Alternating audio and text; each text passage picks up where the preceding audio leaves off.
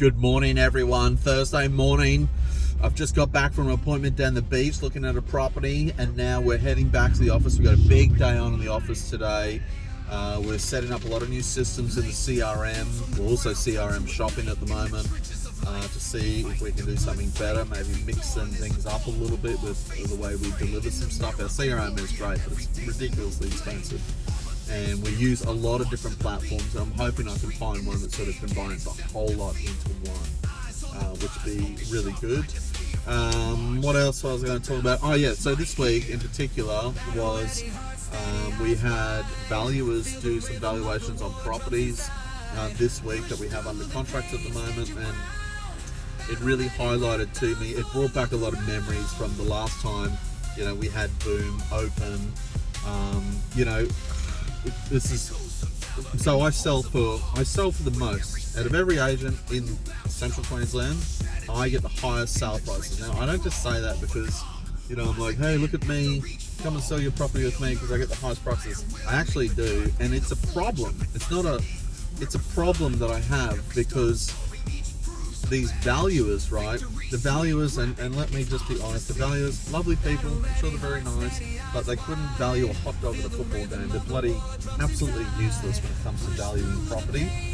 All they can go off is past sales. That's it.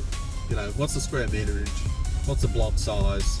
What's the past sale that's comparable to this property? So if you have a example like a 3-bedroom, single bathroom, single car house, and they just look for other 3-bedroom, single car house, on a similar size block, and they look at past sales and say, well, based on these past sales, that we determine this property's worth, X amount of money. So the problem I have with this is I sell for more, and this is the issue. Because I'm so focused on getting every single dollar I can from my sellers, my sale prices are very, very high. Now, I know that sounds like a great problem, which it is. It makes it really hard with the valuers because the valuers are only looking at the past, right? So anyone that trades stock or knows about, pricing anything, pricing's based on speculation. So, because I'm a trader as well, I trade every day stock and crypto and that sort of stuff. Whatever you're trading, let's say it's a pair of socks, an ounce of gold, a house, whatever, it's based on speculation. So it's only worth what someone's willing to buy it for, or someone's willing to sell it for. That's your price point. So say for example, like this house that we're doing this week that the valuer came out for, I have 3 buyers for this property that have all put in huge offers on it. On contract, big offers for these properties, and the valuer is only looking at properties that have sold in the past. So you would say, or I would say, definitely buyers dictate the market. If someone's willing to pay a price for a property, especially if 3 people are willing to pay a certain price for a property, that's the price for the property. That's the true value of the property, not what a valuer or a bank classes as the valuation or the estimated price for a property. Price is determined by a buyer. That's it. That's the end. Now, your job when you're an agent like me is to make sure that we get the highest prices possible for our sellers. And then I run into the issue with the valuers because they just go on past valuations of other properties that are comparable. So they're looking at history. So if you're trading, for example, let's say you were trading Bitcoin, right? And you were like, well, Bitcoin was 125,000 US 6 months ago, and I'd say now it's $70,000 US. So where's the value? Well, the value is wherever someone's willing to buy or sell it at. So it's either 70 or 125. It's speculation. It's the same with houses. We speculate pricing as the market shifts and go up.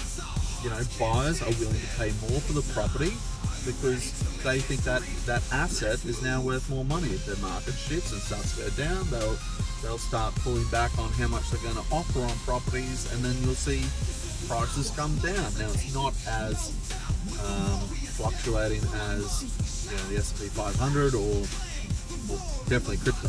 God, it goes up and down a mile every day. But that's a product. That's putting a product into a market where you have a buyer and a seller and they dictate price.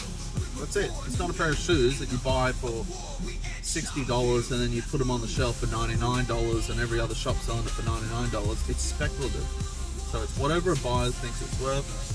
And, you know, the bank and the valuer, they just go off past history. That doesn't work for real estate.